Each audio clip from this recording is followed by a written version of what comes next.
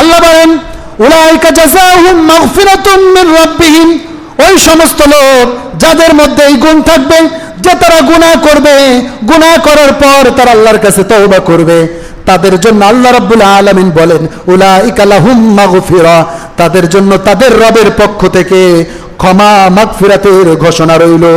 সুবহানাল্লাহ।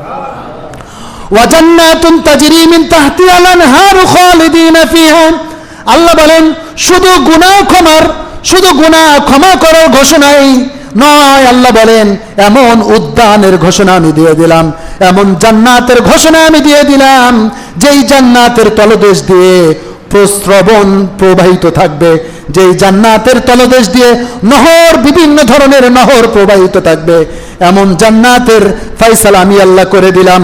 খালিদিনা ফিহা, অনন্তকাল তারা সেখানে বসবাস করবে। জান্নাতের সুসংবাদ দিয়েছেন, তার মানে গুনাহ হবে, গুনাহ থেকে কি করতে হবে? তওবা করতে হবে। গুনাহ হওয়ার পর গুনাহ থেকে কি করবে? তওবা করবে।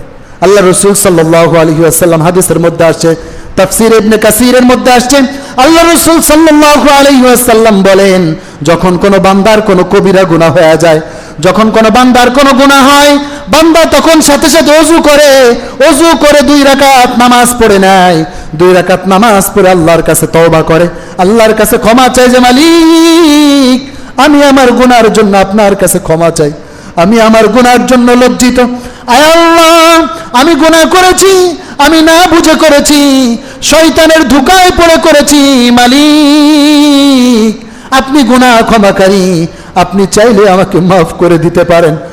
আপনি যদি মাফ করে দেন, দুনিয়ার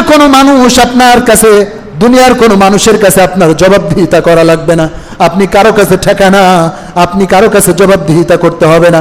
আপনি যদি মাফ করে দেন তাহলে আপনি মাফ করেই দিতে পারেন, আপনি ছাড়া আমার আর কোনো ক্ষমাকারী নেই, আপনি ছাড়া আর কেউ মাফ করতে পারবে না। কোনো বান্দা যদি গুনাহ করার পর ওযু করে 2 রাকাত নামাজ পড়ে এইভাবে আল্লাহর কাছে মাফ চায়, আল্লাহর রাসূল বলেছেন আল্লাহ রাব্বুল আলামিন সাথে সাথে তার গুনাহগুলোকে মাফ করে দেন।